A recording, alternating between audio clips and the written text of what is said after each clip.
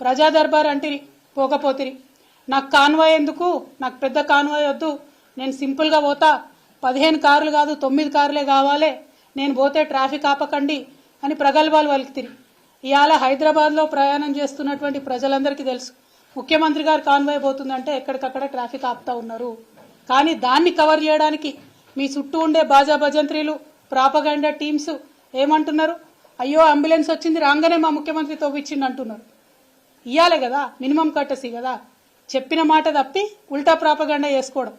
కేవలం ఈ ఒక్క విషయమే కాదు, కుటుంబ పాలన అంటుంది. మరి వాళ్ళు అధికారికంగా మీ సోదరులు కొంతమంది జిల్లా రివ్యూలలో వేదిక మీద కూసోబడుతుంది, ఇంకా కొంతమంది సోదరులు వేరే వేరే నియోజకవర్గాలకు ఇన్ఛార్జీలు ఉండబడుతుంది, ఇంకా కొంతమంది సోదరులు ఏమేం పనులు చేస్తున్నాయో ప్రజలందరికీ కూడా తెలుసు. సమయం సందర్భం వచ్చినప్పుడు తప్పకుండా అవన్నీ కూడా బయట పెట్టడం జరుగుతుంది.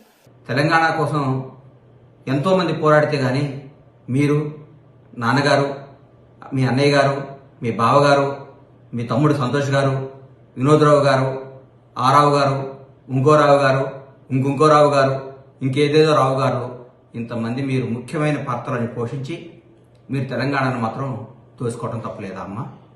న్యాయమత లేదు నీకు? కాంగ్రెస్ పార్టీని విమర్శించొద్దమ్మా నువ్వు. ఎందుకంటే కాంగ్రెస్ పార్టీ తెలంగాణకి ఎంతో చేస్తుంది, తెలంగాణ ఇచ్చింది.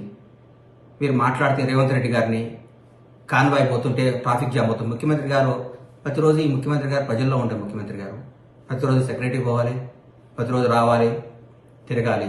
9 మంది అనమ్మా. ఎప్పుడన్నా ఒకసారి అమావాస్యకో పున్నానికో బయటకు వస్తే ముఖ్యమంత్రి గారు ఆయన ప్రగతి భవన్లో బయలుదేరక ముందు జేఆర్సీ ఫంక్షన్ హాల్కో ఎక్కడికో వస్తుంటే అక్కడి నుంచి ఇక్కడ దాకా రోడ్డు ఆపేసేవారు. అంటే మీరు బయటికి రారు, బయటకు వస్తే ముఖ్యమంత్రి గారిని తిరగొద్దు అంటున్నారు. ఏం చేయమంటారమ్మా? ఎట్లా చేద్దాం చెప్పండి. మీరు మంచి సలహాలు ఇవ్వండి ముఖ్యమంత్రి గారికి. రేవంత్ రెడ్డి గారు మీరు బయటికి రావద్దు, రేవంత్ రెడ్డి గారు మీరు ప్రజాపాలన చేయొద్దు, రేవంత్ రెడ్డి గారు మీరు జనాన్ని కలవద్దు, రేవంత్ రెడ్డి గారు మీరు బయటకు వస్తే పబ్లిక్ ఇబ్బంది అవుతుందని చెప్పండి. రాష్ట్రాన్ని మీ కబంధాస్తాల్లో పెట్టుకొని రాష్ట్రాన్ని శాసించి, రాష్ట్రాన్ని దోచుకొని, రాష్ట్రాన్ని సర్వనాశనం చేసి 7 లక్షల కోట్ల అప్పులు చేసిన మీరు, కొన్ని వేల ఎకరాల భూమిని బకాసురులాగా మింగేసిన మీరు